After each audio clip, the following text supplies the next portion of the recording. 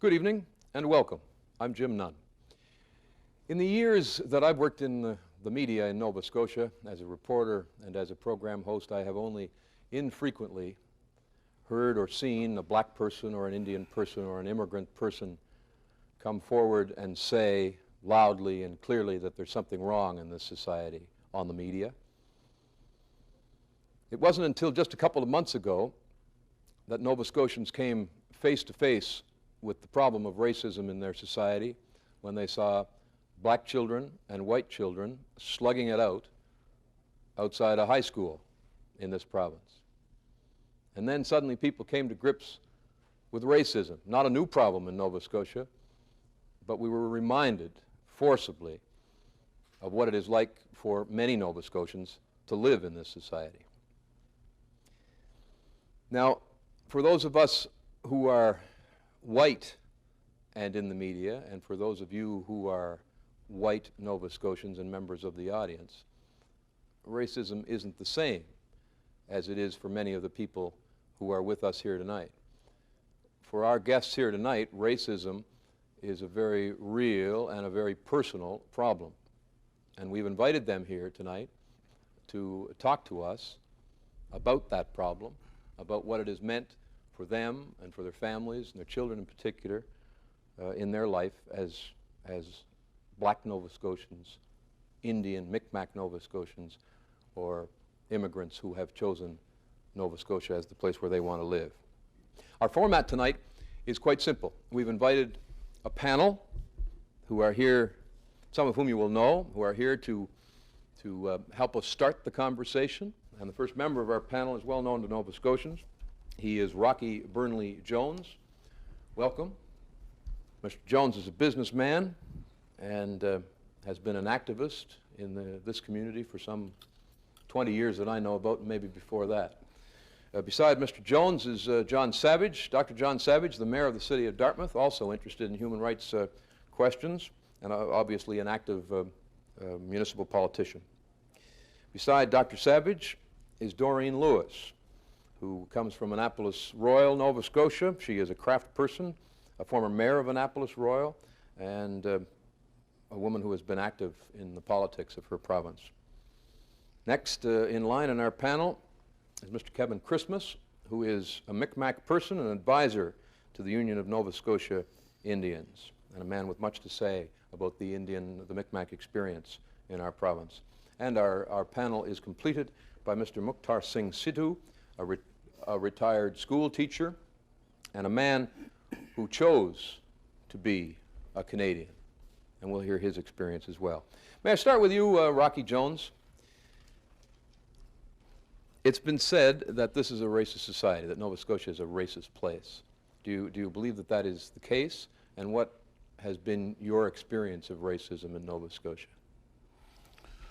Well, Jim, first of all, I think I'd refer back to the remarks that you opened with when you mentioned that Nova Scotians became aware, or I don't know your exact words, but that's sort of what I got, aware of the problem when the school exploded, when they saw the white kids and black kids together in a confrontation. And that is an example of the kind of racism that exists, that people have turned a blind eye to the problems in our community, because these problems didn't start there, and the white community or the community at large didn't just become aware since Cole Harbour exploded. There have been riots before in this province. There was a riot in Glace Bay back in 1918. You know, there have been problems in Truro and Glasgow, all over. So the problem has been here and it has been exposed. So I guess what we've got to look at is what is the difference and how is racism affecting us now that is different? Part of what I think is happening very quickly is that the instant communications that we have makes us all much more aware and react quicker. Over and above that, I think the whites are afraid now because we have seen the explosions in the American cities, and we witnessed the burnings in Detroit and Watts and all over. So people are afraid of that. And when we saw those kids, I think that people took that situation and they saw that escalating, and perhaps we would get into those kinds of situations in Nova Scotia. It could happen here? Is what It could happen here. And do you think it could happen here, Mr. Jones? Oh, I don't think there's any question that there's enough hostility and animosity in a lot of young people who are frustrated by the education system, who are frustrated by employers, who are frustrated in general, that the only way they know how to rebel perhaps will be violently. When you have things like, as I've mentioned before, CBC, one of the largest employers in our area, and they never hire blacks. I mean, I think we've had, one, and those kinds of things. It frustrates the kids when they're growing up, and so I'll let the rest of the panel. So in saying all of that, I will say the institutions in Nova Scotia are incredibly racist, although in this province, I don't want viewers to think that every white person out there is hostile to black people. I mean, which isn't necessarily true. But the system as it exists is hostile to black people. We'll get back to you. Thank you. Let's get the experience of Mr. Christmas now. Kevin Christmas. This society, the Nova Scotian society, has been described as racist. What's your experience of racism? I have to say that Nova Scotia, I mean, Nova Scotians know how they feel about Indian people, and about Mi'kmaq people in particular. They know how they feel. They read in the newspapers that the Mi'kmaqs are looking for moose or hunting deer or fishing fish, and they're doing it all illegal. And these, I can just hear the many homes in Nova Scotia that sit back and wonder, what are those damn Mi'kmaqs want again? Geez, they're always after something. They want something for nothing. The fact of the matter is that very few Nova Scotians really take it upon themselves to learn anything about what our expectations are and what our goals are in this society. And the unfortunate thing in Nova Scotia is the way the economy is structured in Nova Scotia and the way the system is structured in Nova Scotia. Part of the problems in Nova Scotia has to do more with economics and more with this elite that exists in Nova Scotia and anything else. And this elite runs right across every institution in this province, especially in the education system. All right, Mr. Christmas, we'll hear more from you as the program goes on. Thank you. Daurene Lewis, your perspective now on the same question. Is this a racist society? What's your experience of it? It's always a difficult question for me to answer because being, as Rosemary Brown would say, remember you're twice blessed, you're black, and you're a woman. But sometimes they were so busy dumping on me because I was a woman and dared to take a stand and dared to be a voice that I forgot that I was black. Or if I walked into a room, I think probably what is so typical or was the most definite example I can give. The first time I came to a major convention here in town, in Halifax, as an elected municipal official, no one asked me who I was, where I came from, what my name was. I went to a hospitality suite one evening with my cousin and his wife. It was immediately assumed that I was a hooker, and that's why I was there. And no one ever questioned it until my cousin very casually mentioned the fact I was wearing my ID badge. And I find that really capsulizes the impression that a black, a woman, could not possibly have any expertise, any knowledge, or any competence. Has that changed at all in the last few years? I mean, if you were to go to a similar event now, would you expect the same thing to happen? I wouldn't be surprised if it did happen. They probably, with curiosity, would now at least look for my name badge. But not much change, not much progress. I still was the first, and I'm not aware of a second or a third or anyone coming along, so it obviously is not any easier for a black woman to be heard. You've had an interesting career in politics, and we'll get back and hear more of those stories, I hope, as we go along. I want to move along now to Mr. Mukhtar Singh Sidhu, who is, as I mentioned earlier, a retired school teacher, an immigrant to Nova Scotia. Mr. Sidhu, perhaps I can ask you this question by way of getting your first comments.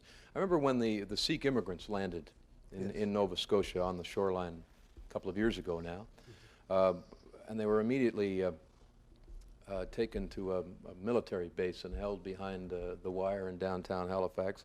And somebody came along and put up a sign which said, "Go home, trash," I think it was. Yes. How did that feel? It hurt. It hurt. You see, this is what we call labeling people. The whole of Asia, you know, because these people were not a certain group that was known to the person who called them trash. You know, he just labeled them trash because they were, to him, aliens. Okay? Have you ever felt that you were being treated, you're a professional man? Oh, yes. That you're being treated like trash in this society? That's right. Have you felt that way? Roughly about 200 school teachers came from India to Nova Scotia in the late 60s. And I came in 1969.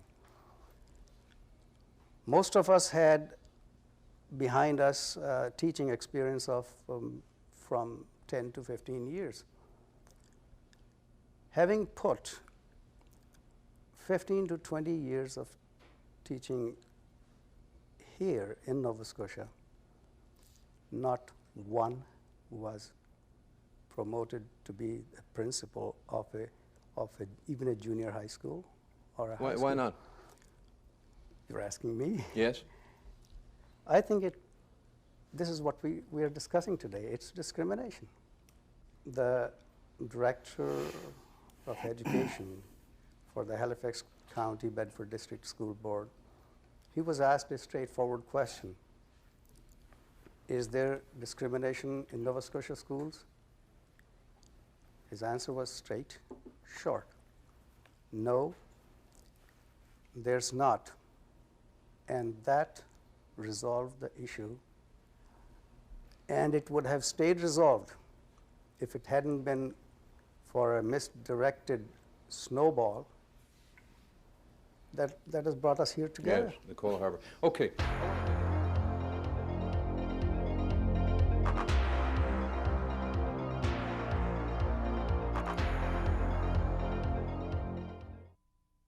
I want to get Dr. Savage's comments as well, but I want to ask people in the audience, if you have a contribution to make to this, to what you've heard, you want to say something, step up to a microphone. I'll get to you as soon as you've heard from the Mayor of Dartmouth. Dr. Savage, let's deal with institutions. Since you lead a large municipal government,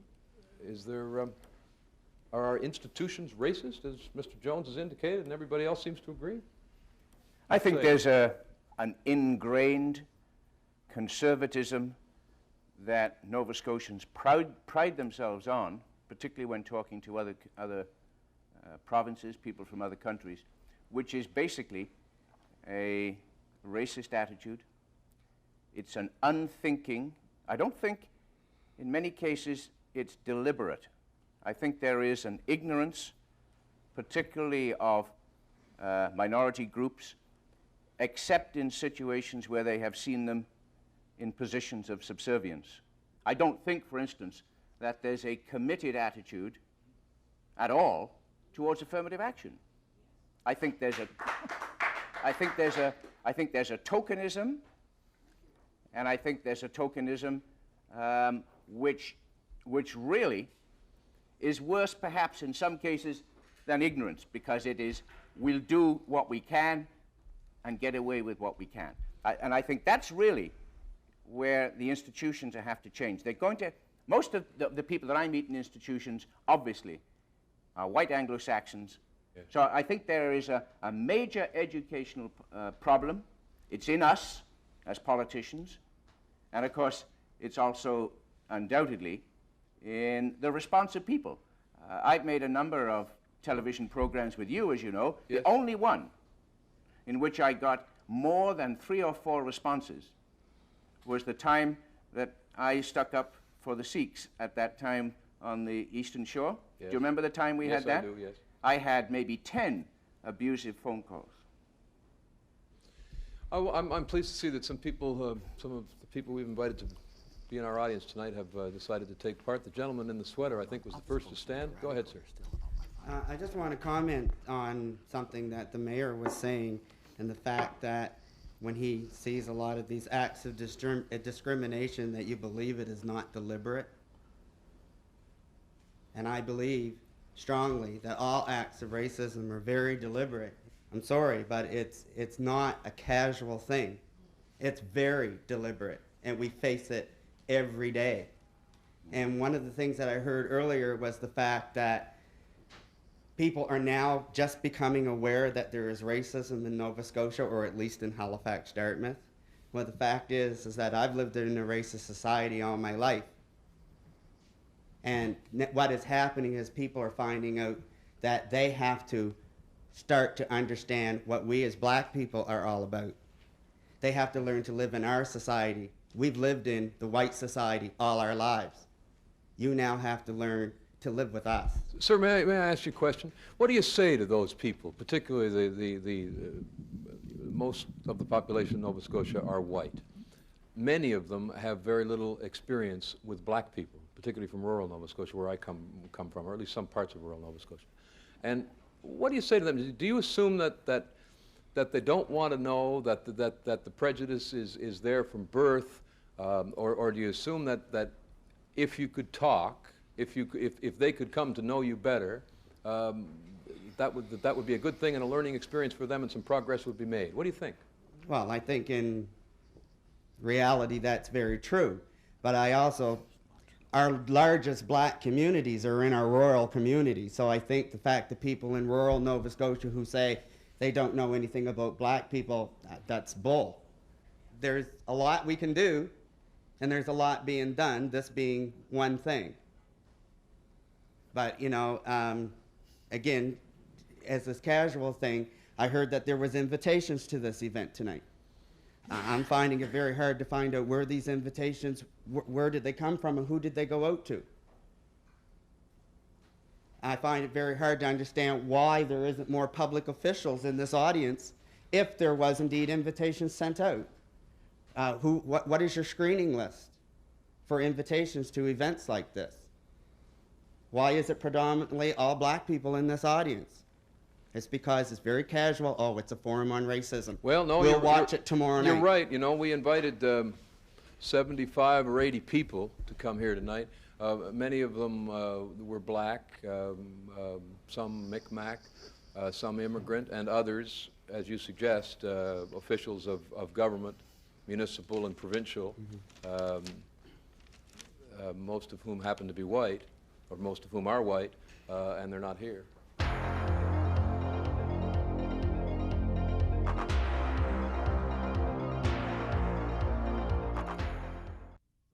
I happen to know a lot of non-whites that don't like white people and have inflicted racist things, beatings, insults, social ostracism, et cetera, on white people because they were white, and as a reaction to racist things that happened to them.